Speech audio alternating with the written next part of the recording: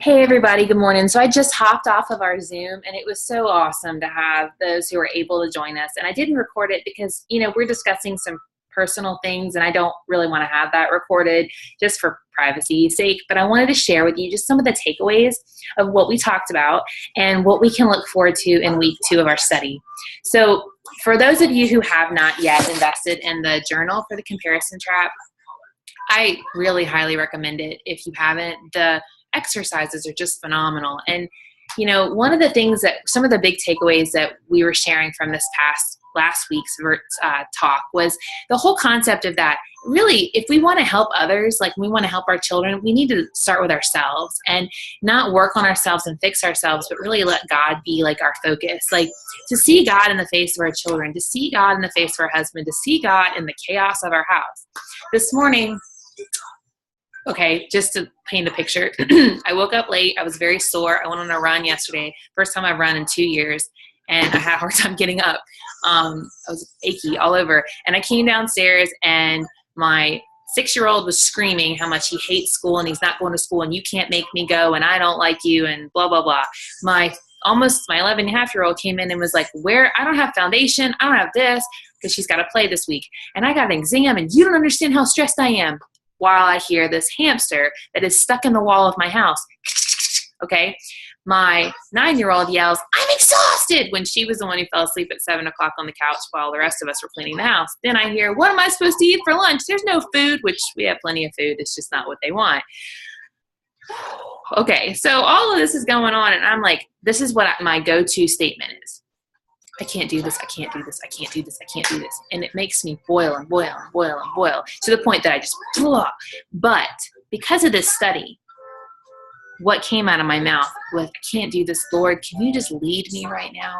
What do you want me to do?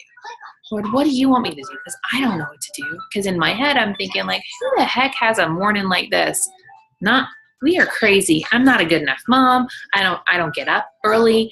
I should have gotten up early. I should have. I should have gotten up. I should have prayed. I should have made their lunches last night before bed for them. I should have cleaned the house before they got up. I should have had that hamster. They did everything is a reflection of me being a bad mom. Like that's comparison to some ideal of I have in my head of either someone I've seen or what I think I should do. And that is where Satan gets us every time.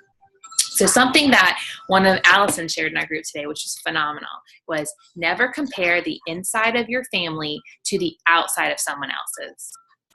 Never compare the inside of your family to the outside of someone else's. Never compare the inside of your anxiety to the outside of someone else's day.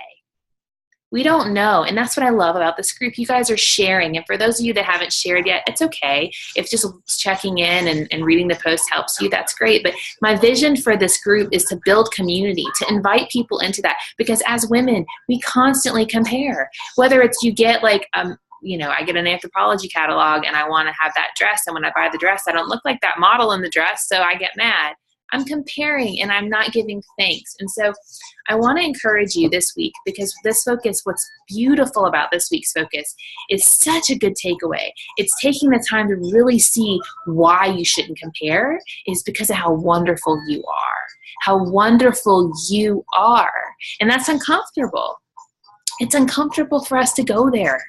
So I want to encourage you to watch the video for today and then to share below what's your biggest takeaway from the video today? What struck you the most? And we're going to dig into that this week together. And I hope you guys can join us for next week. It was such a great time this morning. But thank you again for being with me and being in this group. Gosh, I just love it so much. And I hope you have a blessed week. Take care.